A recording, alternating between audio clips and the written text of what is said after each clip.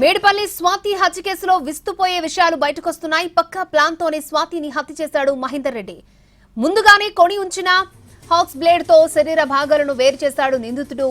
శరీర భాగాలను తీసుకెళ్లేందుకు చెత్తకు ఉపయోగించే బ్లాక్ కవర్స్ ని వినియోగించినట్టు తెలుస్తోంది. కాళ్లు, చేతులు, తల విడివిడిగా 3 కవర్లలో వేశాడు మహేందర్ రెడ్డి. ఇంటి మీద ఉన్న ఇటుకలు తీసుకొచ్చి తలకు తాడుతో కట్టాడు.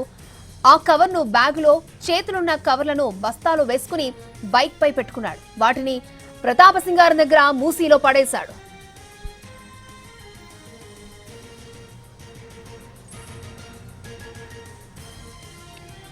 తిరిగొచ్చే దారిలో 10 కిలోల బరువున్న రాయిని బైక్ పై పెట్టుకుని తీసుకొచ్చినట్టు తెలుస్తోంది. 2 కాళ్లను ఆ రాయికి కట్టి యూరియా బస్తాలో మూట కట్టాడు. తీసుకెళ్లి మూసీలో వేశాడు. ఆ తర్వాత స్వాతి మొబైల్ తీసుకుని ఆమె చెల్లి శ్వేతకి తిన్నారా అని మెసేజ్ చేశాడు. స్వాతి మెసేజ్ చేసినట్లుగా వాళ్ళని నమ్మించాడు.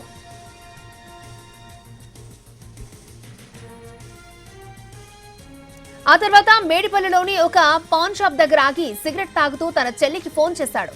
స్వాతి గొడవపడి ఇంట్లో నుంచి వెళ్లిపోయిందని చెప్పాడు. బావ గోవర్ధన్ రెడ్డితో కలిసి మేడిపల్లి పోలీస్ స్టేషన్లో స్వాతి అదృశ్యమైందని ఫిర్యాదు చేశాడు.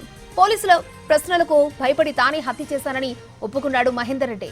శరీర భాగాలు ఎక్కడ పడేశారో చూపించాలని పోలీసులు అడగడంతో నిద్రొస్తోందని పిఎస్లోనే పడుకున్నాడు మహేందర్ రెడ్డి.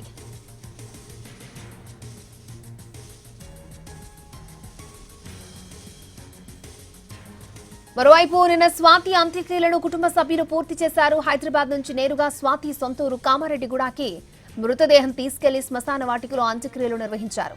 ఒండెం భాగం మాత్రమే లభ్యం కావడంతో ఆ శరీర భాగాలకి మాత్రమే పోస్టుమార్టం నిర్వహించారు గాంధీ ఆసుపత్రి వైద్యులు.